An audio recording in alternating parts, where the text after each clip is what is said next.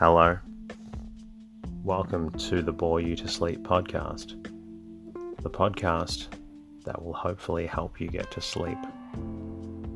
I am going to read an open source book, one that is not particularly interesting, but one that is hopefully boring enough to get you to sleep. Tonight's readings come from Outland by Mary Austin.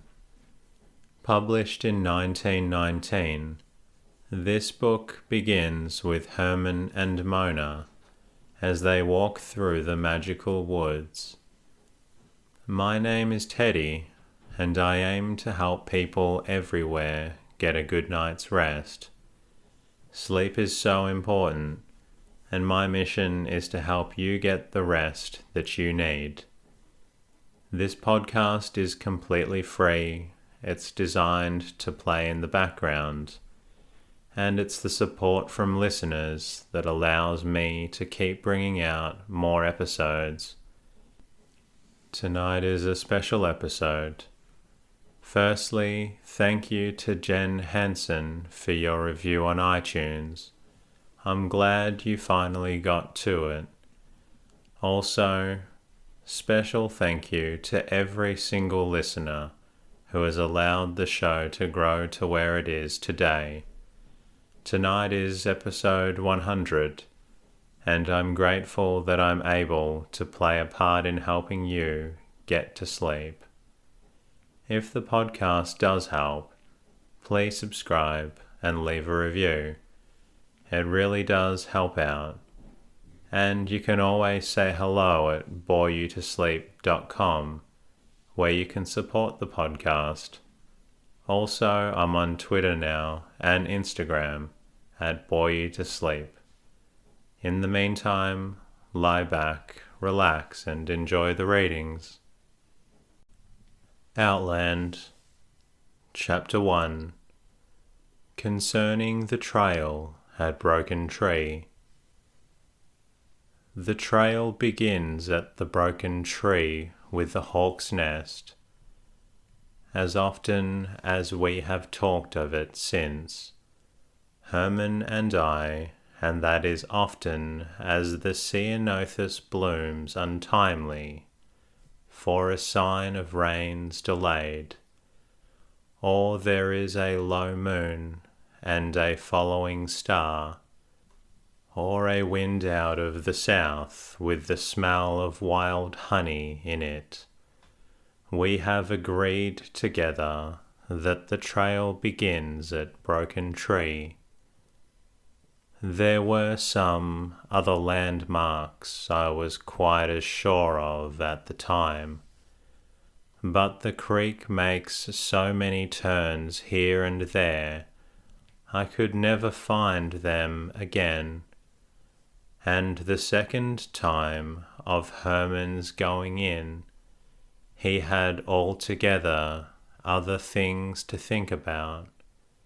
So as often as we have occasion to talk of it, we end by saying that it begins at Broken Tree. I remember very well how Fairshore looked that day as we stood gazing back at it from the edge of the ploughed lands. The pines sketched blackly against the smudgy, fawn-coloured slope, the sea as blue as lazuli, and the learning surf.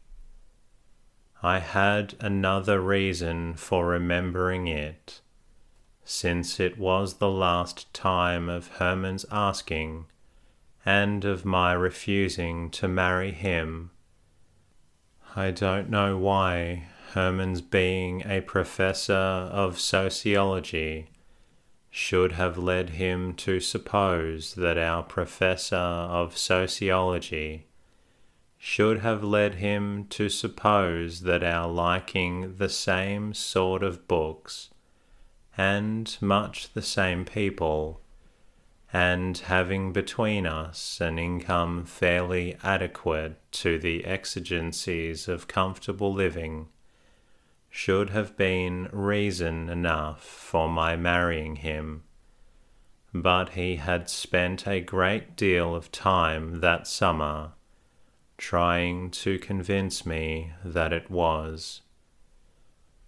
I recall being rather short with him that afternoon, for in the first place, if I had meant to marry Herman, I should not have put all I had into a house at Fairshore, and in the next place, though I had not got to the point of admitting it, the house was proving rather a failure. For a long time I had believed that it needed but a little space of collected quietness for the vague presages of my spirit to burst freely into power.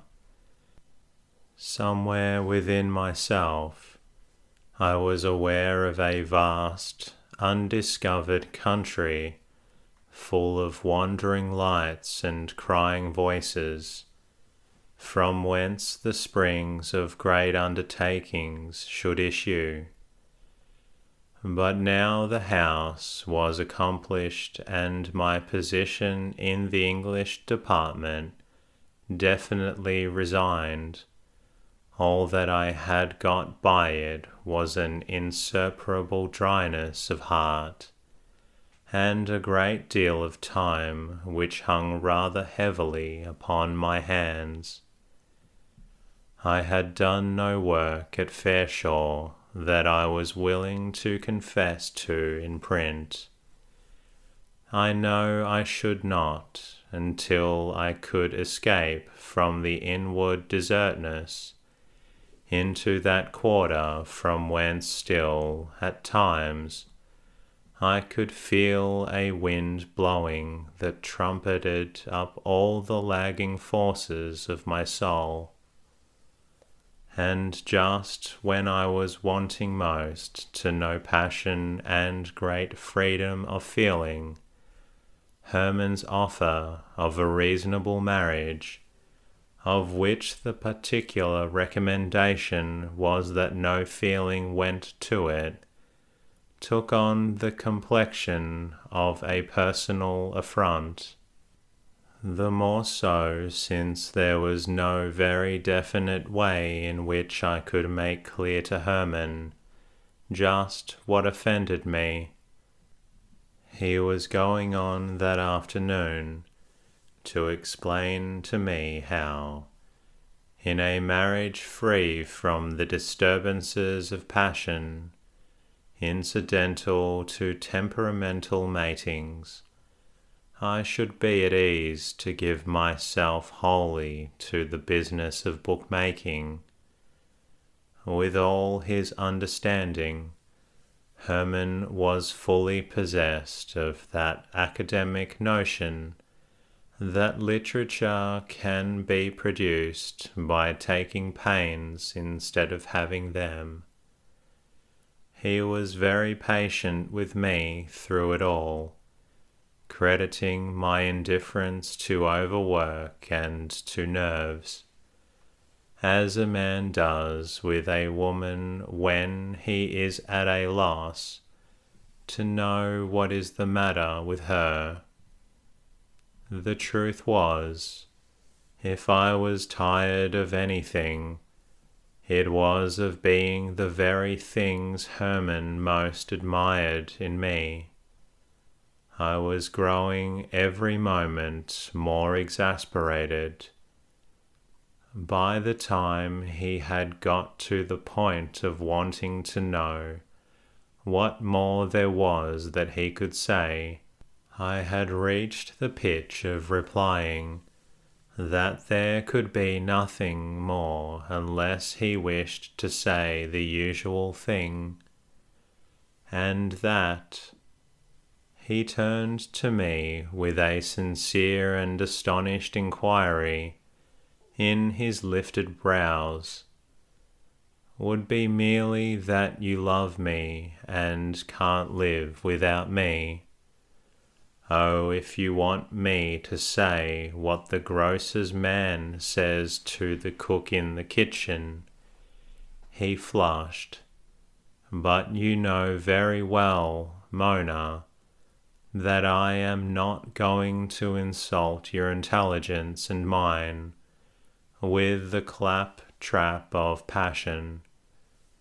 Certainly, I've no such cheap sort of feeling for you, and I'm not such an infernal cad as to suppose you have, Mona. It might have been the wind that blew from the country beyond Broken Tree at that moment, or something in my face that turned the last repetition of my name upon the point of interrogation. Though it was my crying objection to Herman that he could not produce in me those raptures and alarms and whirlings to and fro, out of which I knew all creative art to proceed, yet to have him so renounce for us both the possibility of such a relation filled me with sudden wounding and affront. And at that, or at some new shadow of wonder in his eyes with the turning of his voice upon the word, I found myself so little able to give back look for look, that it was a great relief to me to discover the hawk's nest in the broken tree. The creek makes a turn here, and the stepping stones were so far apart it was necessary for Herman to go ahead and reach me back his hand. As I swung past him, I heard him say my name again, with so new a touch of shamed credulity that I was glad to put my hand up over my ears, making believe I had not heard him, and look very attentively at Broken Tree. It stands on the upper bank of the creek, snapped off midway by the wind. Below the break, two great sweeping boughs spread either way, like the arms of a guide-post. The nest is in the splintered hollow of the trunk. It is a nest, I said, as though a doubt I had were the reason for my not hearing him. Herman was so used to this sort of interruption when we walked in the woods together, that I hoped it had made a natural sound. He answered quite simply that if it was, it should be empty by this time of the year. Suddenly the hawk, unfurling from the upper branches, pitched a slow downward spiral above our heads, then beat back into upper air, uttering sharp cries and settling slowly to the left, preened himself and neglected us, as if being but a watchman, having cried our coming, he had no other interest in the affair. Just beyond the pine, there was a thicket of wild lilac grown across the way, and as I put up my hand to defend my face, I saw that a light spray of it had burst untimely into bloom. Though this was the second week in October, the grass was brittle as new silk and the earth was hard with drought. I remember holding the branch toward Herman for him to see, Look how it calls the rain, I said, and perhaps something more, though I do not remember what about the effort of nature to rise to its own expectancy. I said that first because it was exactly the sort of thing I knew Herman, who thought he had entirely rationalized his attitude toward the out-of-doors, liked least to hear me say. But perhaps because the shadow of the adventure which was to prove him wrong about that and so many things was already over us, he had no answer but to reach out across my shoulder and put up his hand over mine to bear back the heavy branch. This was so little the sort of thing I had learned to expect of Herman, and we were both so embarrassed by it that we could never be quite sure which of us saw it first. When we had pushed aside the ceanothus, there lay the beginning of the trail. It began directly at the foot of the pine, as though there was some reason for it, and ran shallow and well-defined through the lilac thicket and up the hill. Herman said it was a deer trail. To the casual eye, it did resemble one of those woodland tracks made by wild creatures, beginning at no particular point and after continuing clear and direct for a little distance, breaking off for no reason. But there was about this trail a subtlety, a nuance, slight distinctions in the way the scrub was bent back from it, in the way it took the slope of the hill, that made it plainly a man trail. More than that, I felt the slight pricking of the blood, the quick response of the intelligence to the stimulus of variations, so slight the observation of them lies almost below the plane of consciousness. Herman, wanting such witness in himself, could not believe and was concerned over my mistake. So we went on walking in it. Herman was very well satisfied with his argument, and I saying nothing more about it, as I frequently have to do when Herman gets talking of the things which are my province. It was very quiet in the wood that day. Scarcely a bird abroad, now and then a still, winged insect threaded the green and gold arcades of the great fern, or a long sigh from the sea passed up the hill along the top of the pines. The trail cleared the scrub and went between young trees, skirting a hollow planted with lean, sombre boles. The ground beneath was white with the droppings of shadow-haunting birds.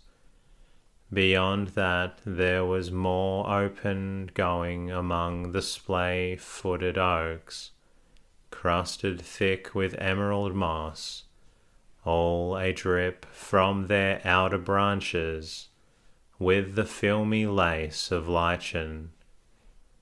Then a pleasant grassy space of pines before the close locked redwoods began. I do not know how long we had been following before we heard the jays, but we had come into a little open glade where lilies grew, through which the trail seemed to lead to one of those places where you wished you had to always be. There we heard them crying our approach. Herman said they were jays, and the one first might have been. I know the high, strident call they have, which another hears and repeats, and another, until all the wood is cautious and awake. But one jay calls exactly like every other, and about this there was a modulation that assured while it warned, that said, I have heard, have no concern for me. And even I could not have fancied so much as that in the mere squawking of jays. Be still, I said to Herman, who was protesting cheerfully behind me. You have waked the wood people, and now we shan't see any of them. What people? The people who walk in the woods and leave the meadows warm and tender, whom you feel by the pricking between your shoulders when you come upon the places where they have been. The people who made this trail, whom we heard calling one to another just now. The people. And just then we came upon them. It lay close behind the trail, little sticks in order except a last handful dropped hurriedly on top, when the wood gatherer had started at our approach. Look, I said, this is what they were doing when we came stumbling upon them. It was just a bunch of wood, I shall always insist that it was, and I should have said so if nothing had happened afterward to prove it. Herman kicked it impatiently with his foot. There's a literary temperament for you, he protested. You find a trail made by wood choppers. You hear jays squawking and see a heap of brushwood. Straightway you create a race of people to account for them. You said it was a deer trail a while ago, I hinted, and Herman laughed. It was still and warm in the glade. The needles lay thick and soft, and no grass grew. The scent of the yerba buena stole upon us immediately, delicate, pungent gusts answering each to each like speech.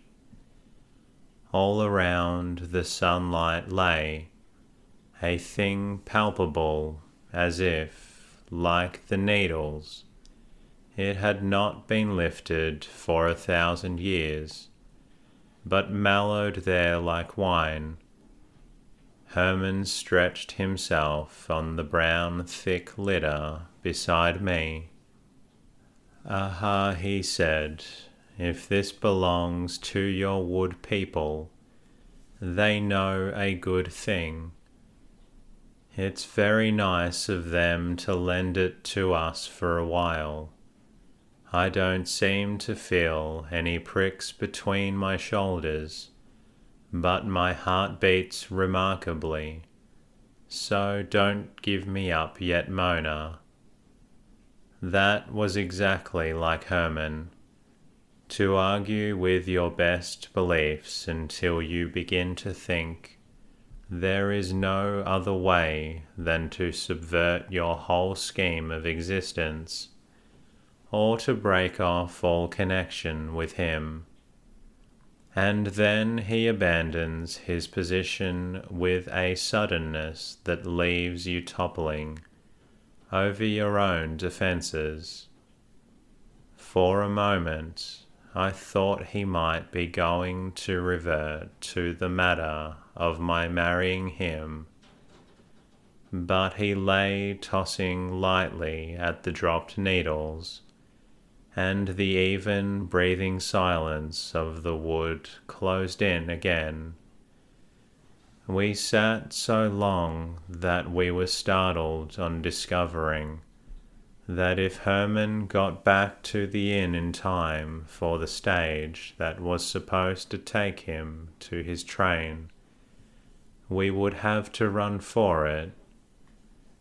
And that, I suppose, was why we took so little notice of the landmarks going out, that though I thought I tried the next afternoon, I could not find the trail again. I wanted to find it too, for if I could once prove to Herman that there was a reality behind the sense of presence in the woods, he credited to the whimsies of a literary imagination, I should somehow put myself in a better case for proving, well, I did not know quite what, but I wanted to find that trail. I tried that day and next.